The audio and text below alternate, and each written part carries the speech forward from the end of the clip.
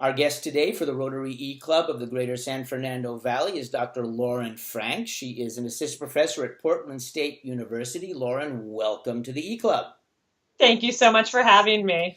Looking forward to this conversation because it's an issue that in some ways touches on Rotary stuff. We do a lot of health-related things in the communities around the world, and you do a lot of work related to that, but specifically communication. What's the focus of your study, please?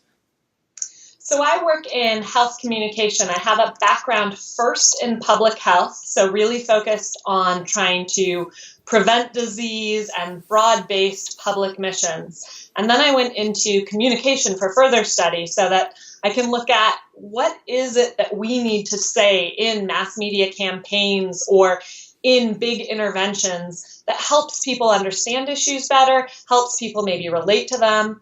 And in particular, I'm very focused on this idea that it's not just that I can go out and say, go get vaccines. Instead, I have to be really aware of the way that you're going to be talking to your friends and your family and everybody else as you make your own personal decisions. So we look a lot at that interpersonal communication process in terms of how people talk to each other, what social norms they are, and how they ultimately come to decide what's best for themselves. So the focus is a combination of how the larger body, the government, for example, disseminates the information to the community, but also how it's communicated within the community once it gets there.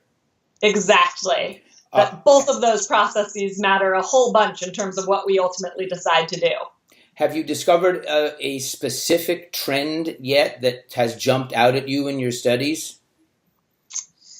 I think the biggest thing that we have to be aware of is when we're putting out health campaigns, things that are trying to encourage healthy behaviors, those aren't just in a vacuum. There are tons of other messages that they're competing with, and people are going to end up looking at those in the context of all of the other messages, either saying, hey, here's a tobacco product, or hey, here's e-cigarettes, or hey, here's all these other possible options that we can do. And so we need to be really thoughtful about where our messages are placed within that whole thing. And that sometimes when we're doing health campaigns, they can come off as very authoritative and do this, or don't do this other thing. And as a general rule, most of us don't really like being told what we should be doing or not be doing. And so sometimes health campaigns can really backfire, and rather than actually increasing healthy behaviors, they do quite the opposite, particularly in the context of things like drug campaigns or vaccination campaigns. We've seen a lot of them have negative effects where people become less likely to do what's being advocated. So we have to be really thoughtful about what that means in terms of first doing a lot of research with the audiences that we're trying to connect with, but then also really thinking through what are the theories behind why we think this should be effective. Have you determined, I mean, in social media has been around for most of the time you've been working on this stuff, but does social media help or hurt? I mean, and we could talk about that in almost every context on the planet, but just in this area, what's your perception of social media and the access to information, good and bad? Yeah, really good question. Social media really helps expand that whole concept of the context in which we're actually receiving information. I think it highlights just how important it is that we're all chatting with each other. And so what we tend to find is that social media amplifies the effects a campaign would have had anyways. So if a campaign was a really, really well done campaign and is likely to get us to stop smoking or something like that, then actually the way that we share it on social media, we're going to often say, hey, look at this cool campaign. We're going to talk about it in really positive ways. I might refer it to you and you trust me, hopefully. And you end up saying, wow, this is really great. And so all sorts of positive effects can happen.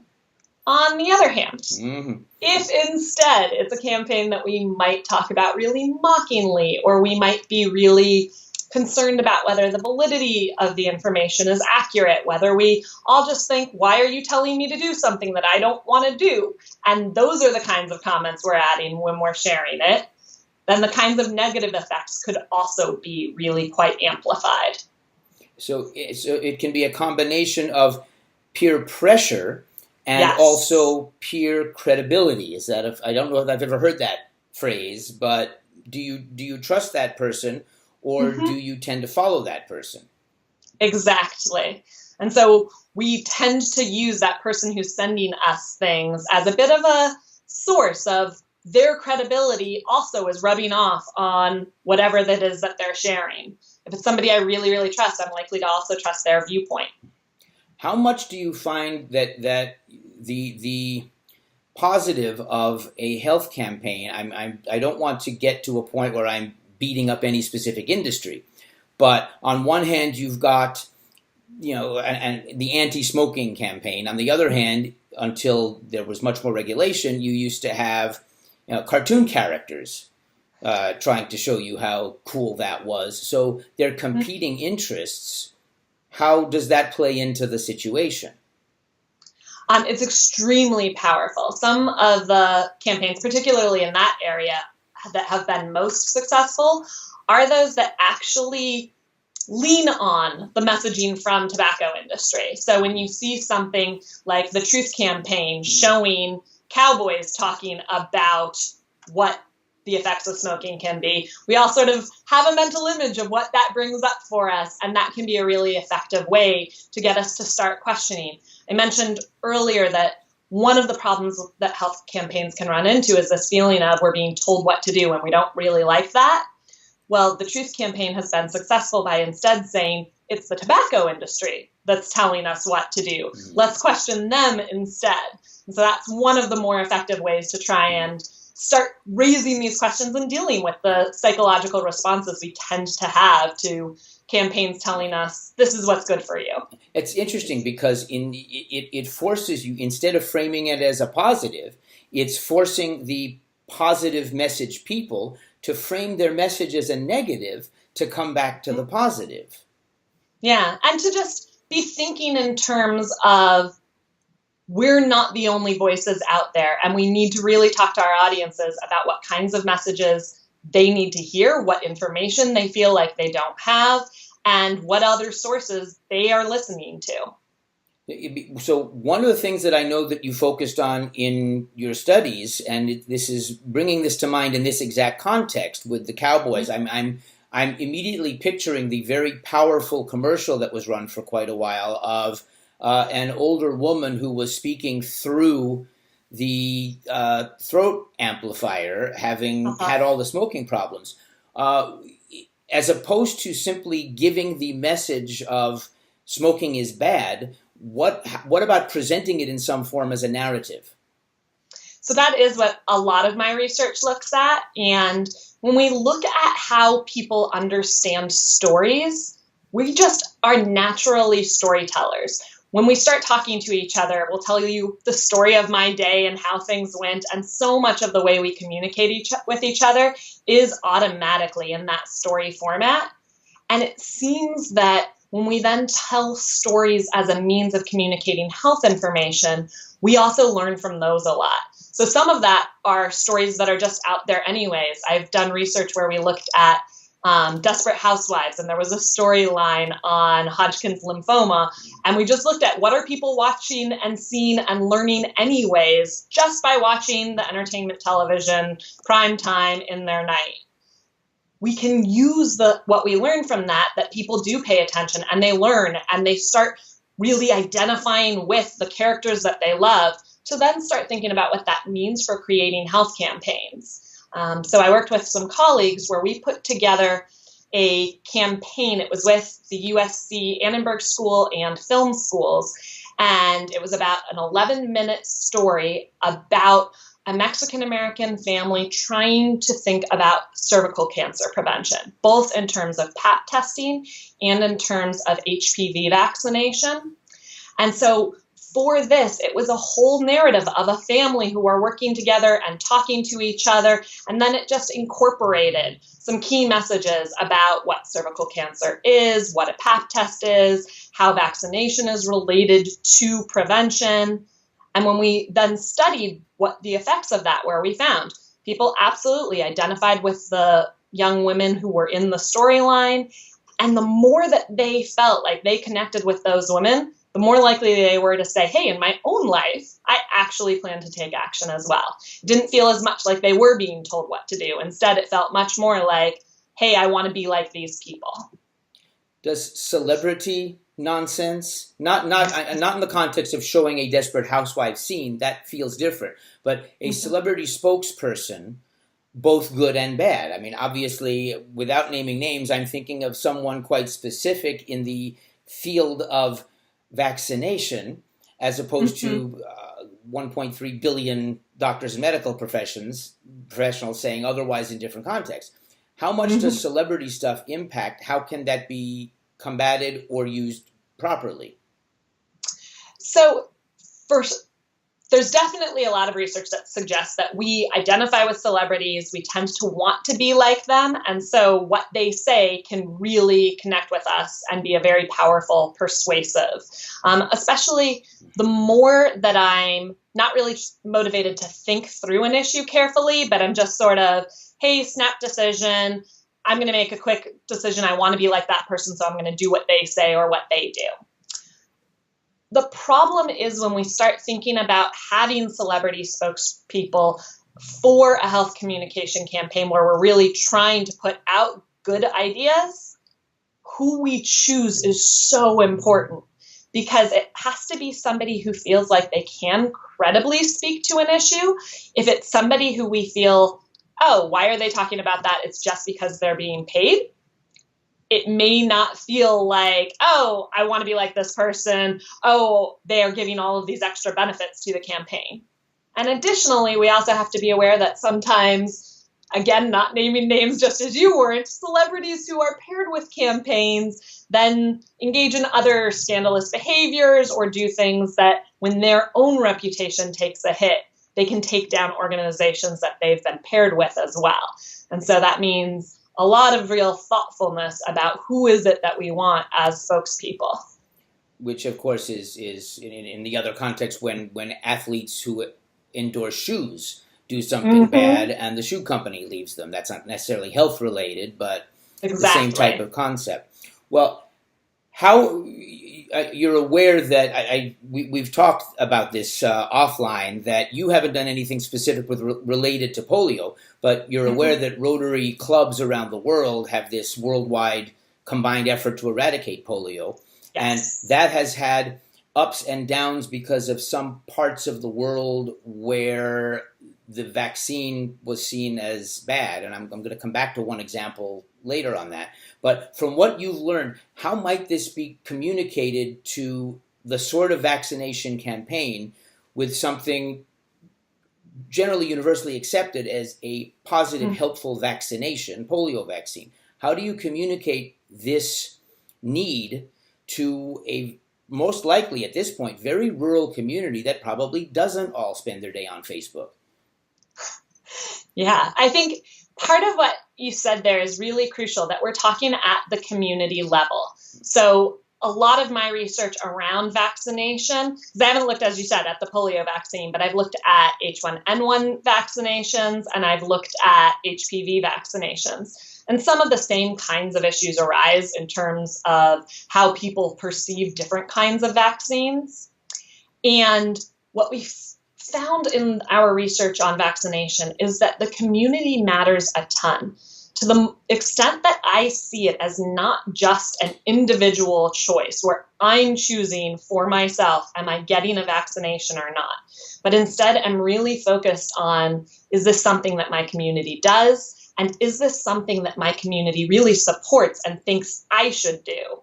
That can really be a powerful motivator in terms of vaccination and might overcome some of the concerns around whether this is safe or not. So I think when we start emphasizing ideas around the importance of people who are able to get the vaccine and don't have any issues in terms of their own health, then helping to provide protection for those who might have weakened immune systems and not be able to get vaccines, that makes it a more collective idea and might be a really powerful one for different kinds of interventions.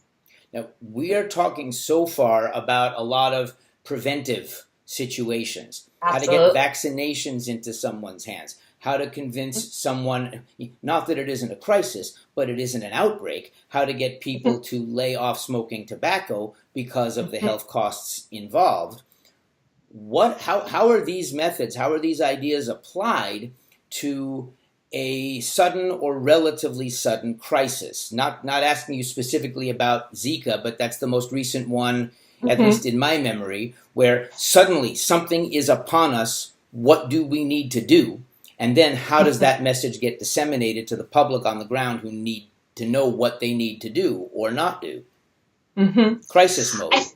Absolutely. I think the first thing we have to be thoughtful about when we talk about crises is that we do know that a crisis is going to happen. So we don't know if it's going to be Zika or something else, but we do know that we need to have systems in place in advance, that we should be thinking about, hey, some sort of outbreak of something will happen. Who are our trusted scientists that we know can help us give good information? Who are people who can speak clearly to the public and confidently and competently? When we look at crisis communication, it tends to be really important that we have somebody out there as quickly as possible giving good, accurate information, but that at the same time, they're aware of uncertainties, that they don't pretend to know things that we don't know yet. Because any time that we say something that then is shown to be false later, we lose a lot of credibility, and rightly so. It becomes a problem for us to end up saying, oh, you should continue trusting me. We also find that there are two things that are really helpful for people who are listening to crisis communication in terms of self-efficacy, so this feeling of like, I can actually do something, and response efficacy, which is this idea that if I do something, it will make a difference. And so we look at whether or not we can give actions that are scientifically supported with the knowledge that we have as a crisis is unfolding, that we can say, here's something you can do. How do you tamp down relative cases of panic? For this one, what I am remembering was the hysteria about the nurse who had been in one of the African countries that had been affected by, it was Ebola, I think. Yeah. And she came back, and there's somewhat grabbing photos of her and her husband going out for a bike ride because enough already with the quarantine. And oddly enough, nobody caught anything from her. How do you tamp down the tendency to panic in this situation? I mean, one of the things I'm thinking about as we're talking about this is we know that there is going to be another asteroid somewhere coming this way. It could be hundreds or thousands or more years before one big enough to destroy civilization hits, but we're already thinking about it. And yet, how do you avoid, and this is an outlandish example because an asteroid is not likely to fall on my head in the next 10 minutes. If it does, it'll be captured on video. That's exciting. But how do you tamp down that sort of potential panic? All it takes is one person to stop being calm. I mean, we definitely do know that panic is contagious and that it can spread just as positive and negative things can spread as we're all talking with each other. I think this is part of why crisis communication has to be so focused on upfront planning. So developing really good relationships with the news media so that they know that they can come to you and get good information. Because, of course, there's news value in sensational stories and things that sound, oh my goodness, what's going to happen next? And so really so much of this is embedded in having strong relationships and established credibility so that we can get good information out as quickly as possible. So when Neil deGrasse Tyson simply tweets the word duck, that's when you know something's happening. Okay, yeah. That makes perfect sense. Now, one of the things that we've been talking about and you've studied extensively is, again, the idea of narrative. And one of my curiosities has been, you're describing a very logical system, where, as you said, we know a crisis will happen. We don't know what that crisis may be. We know a general range of stuff that might come at us, but we know a crisis is coming. It's why people down here in Southern California own umbrellas. It rains 3 times a year, but we have an umbrella. How do you fold narrative into that? There's no time in a crisis necessarily to get Rachel Lee Cook in a frying pan and a really cool commercial made as fast as you can. So how do you fold narrative into crisis management quickly? I think that we can't fold narratives in necessarily, but what we can do is recognize some of what narratives do for us. So as you said, this process that I've been describing is a really logical one. Part of the reason that narratives seem powerful in communication contexts is they aren't just assuming that we're really rational people. Instead, they are grounded in the fact that we connect emotionally with things just as much, and that we have fear responses and we have responses around either happiness or shame or sympathy, and all of those become really important responses that I think even in crisis situations, we can fairly quickly get out stories of how we are responding to things, or stories of how there are emotional contexts within things. I think we need to really be considering that we aren't just out there as giving facts, because people aren't responding to us just on a factual, logical basis. So what I'm boiling down to a little bit right now is if you were looking to give advice, there are many more people on this planet who are not medical professionals than who are. If you were to give advice to a non-medical professional, in terms of as you were going through your daily life and you were seeing news wherever you were seeing it, from your buddy on the corner to Facebook to television news, how do I filter? How do I know what to listen to? Really good question. And I would say that it matters a ton to be looking at who is the source of the information and doing some of our own tracking back to say, where is this coming from? There are a variety of systems online that provide good curation. So, for example, the World Health Organization just last month released a vaccine safety network. They're going through and providing a check mark for various websites that they say, these are credible sources that are giving accurate information. So we don't always have to be able to go and find out all the information ourselves, but knowing what kinds of organizations are doing that curation so that we can go and say, all right, if it has that little check mark, that's something I can trust, I think is a really powerful tool for us. And flipping the question, one of the issues that I've tried to learn in communicating things, in public speaking, whatever we're doing, is my message is not going anywhere if I don't understand the audience. Exactly. I must tailor my conversation to the audience I'm talking to. To throw out a 10-second example, I discovered on a recent vacation, because I communicate very well with cats, but I discovered that cats in Japan don't actually speak English. They didn't understand any of my words. It was extremely strange. If the message isn't received, what's the point of sending it? So the flip side is, while you're teaching me as a non-professional how to filter what I hear, what advice can we give to the medical professionals or the perhaps government representatives who are not medical professionals but are disseminating the information as ostensibly a public service? How can they best present that message, community by community, within a country, different countries? Obviously, what's the best way to communicate it?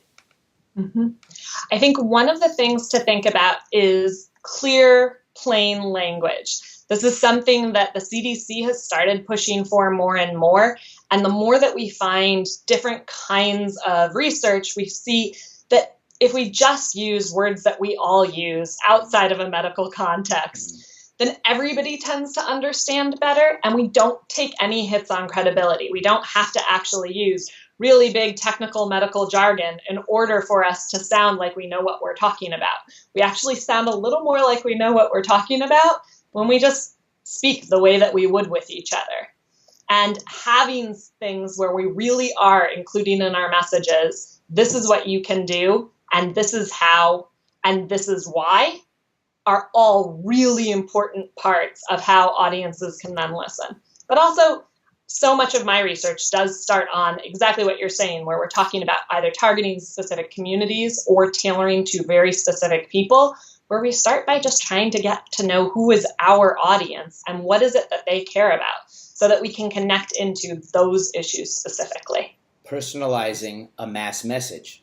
Exactly. Interesting. This is a huge topic. I think we could probably go on a lot longer. One of the things I've learned about our programs is that if I allow them to go on too long, I need medical attention from our members. So thank you very much for your time. This has been fascinating. We may end up with some follow-up questions, so watch your email. We'll see what our members have to say. But for now, Dr. Lauren Frank, Portland State University, thank you very much for giving us your time today. Thank you very much, and happy to answer any follow-up questions. Take care. Thanks.